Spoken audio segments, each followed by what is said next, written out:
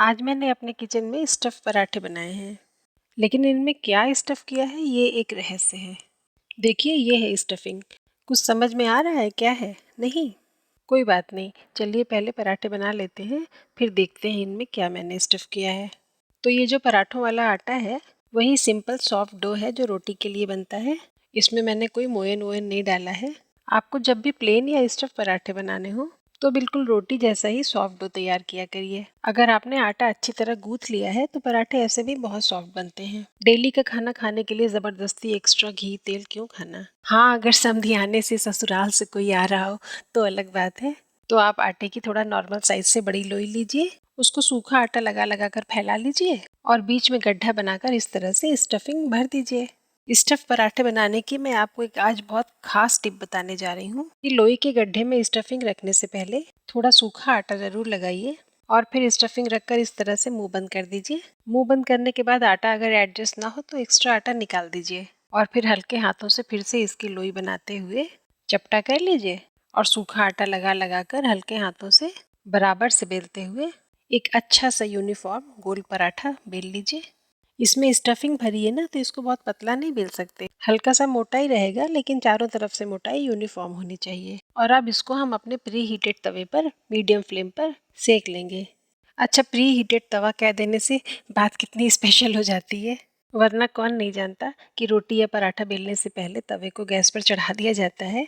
दोनों साइड पे ऑयल या घी लगाइए, पलट पलट कर सेकिए। ये कौन सी ऐसी खास बात है जो मैं आपको बता रही हूँ? ये खास बात नहीं है, लेकिन बहुत सारी खास बातें यानी कि टिप्स मैं इस वीडियो में आपको बताऊंगी जिनसे आपका स्टफ पराठा भी रोटी की तरह फूलेगा। इसलिए वीडियो बिल्कुल भी स्किप मत करिए, पूरा वीडियो देखिए।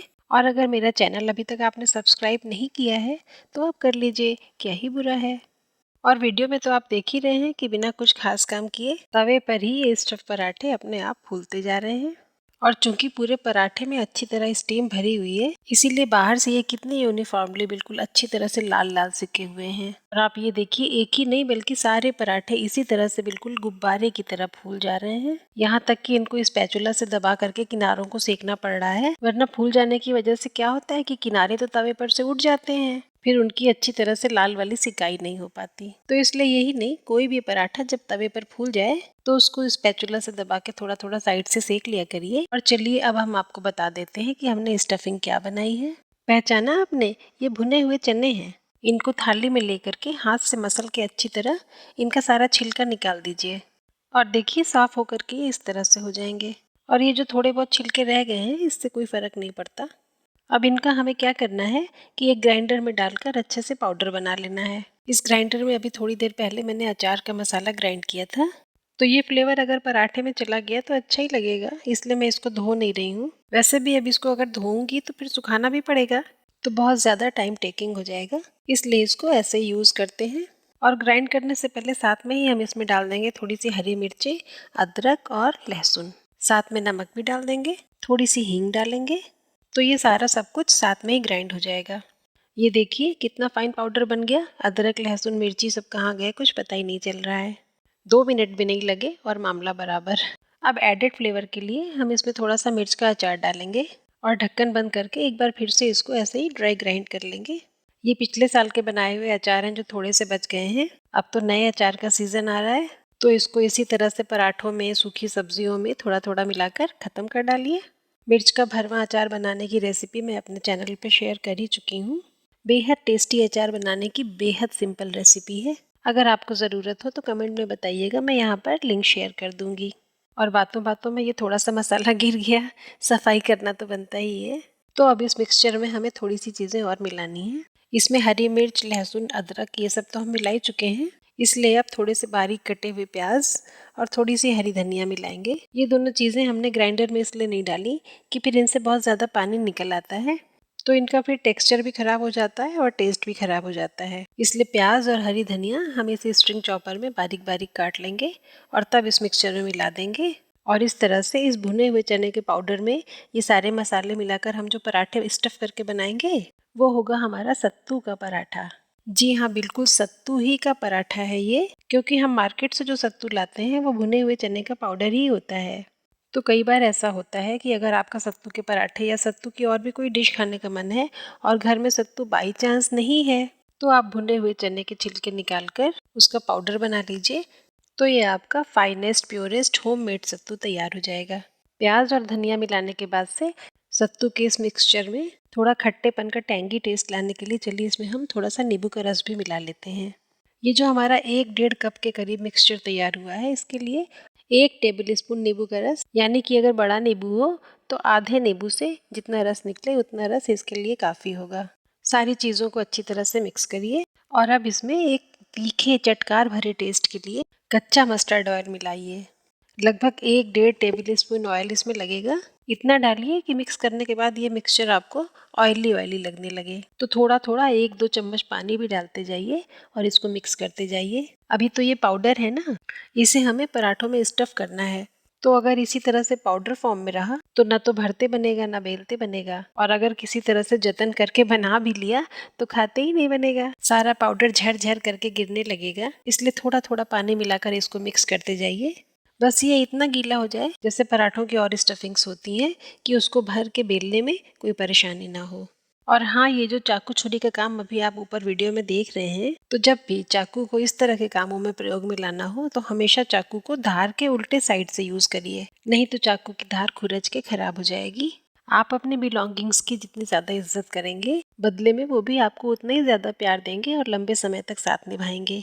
तो स्टफिंग का राज तो खुल गया। तो चलिए अब हम एक और रहस्यमय तरीके से एक चटनी बनाते हैं। रहस्य ये है कि दिखने में तो ये अप्पम पैन है, लेकिन आज हम इसको चटनी बनाने के लिए यूज करेंगे। तो सबसे पहले इसके जितने भी पार्ट्स हैं उसमें सब में मस्टर्ड ऑयल थोड़ा थोड़ा ब्रश कर दीजिए।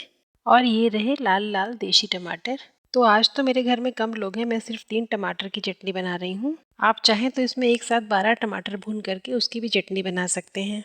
और जितने भी खाने खाली बचे हैं उनमें आप लहसुन और मिर्चें रख दीजिए। टमाटर के साथ साथ वो भी रोस्ट होंगे तो बड़ा अच्छा सा स्मोकी फ्लेवर आएगा। अगर आपको सारे खानों में टमाटर रखने हो ना तो फिर साइड साइड में लहसुन और मिर्चें रख दीजिएगा, या जो बीच के प्लेटफॉर्म्स हैं उस पर भी रख सकते हैं, वो सब वहीं पे रोस्ट हो जाएंगे। ऊपर से भी ऑयल ब्रश कर दीजिए और बिल्कुल लो फ्लेम पर 5 मिनट के लिए ढककर छोड़िए।